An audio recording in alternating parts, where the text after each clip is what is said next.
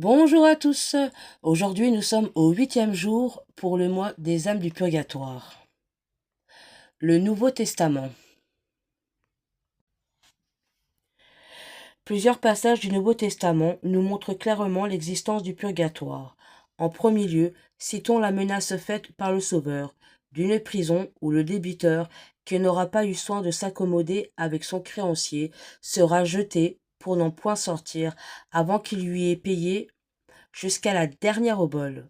Concluons de là, avec les saints docteurs, que hors de cette vie, il y a une prison d'où l'on ne sort point avant d'être purifié et clairement et pleinement satisfait à la justice divine, avec laquelle on ne s'est pas entièrement réconcilié pendant la vie. Ailleurs, le Sauveur établit une distinction entre les péchés qui sont remis et ceux qui ne le seront ni dans ce siècle ni dans l'autre, ce qui fait dire aux interprètes que dans l'autre vie, il doit y avoir une satisfaction pour les péchés qui n'auront pas été expiés sur la terre.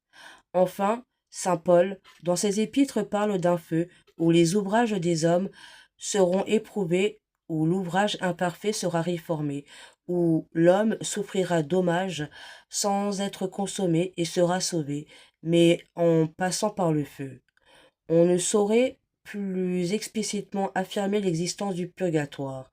Faisons donc un acte de foi en cette vérité qui nous fait aborder et adorer la sainteté de Dieu et nous invite à nous acquitter exactement par la pénitence de toutes les dettes que nous contractons envers Sa Majesté divine. L'exemple du jour.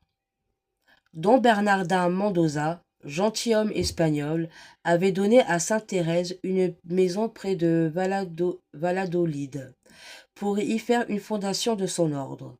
Il mourut subitement 2 mois après. Notre Seigneur apparut à la sainte et lui révéla que le charitable donateur était en purgatoire et qu'il n'en sortirait que le jour où l'on dira la première messe dans la nouvelle chapelle.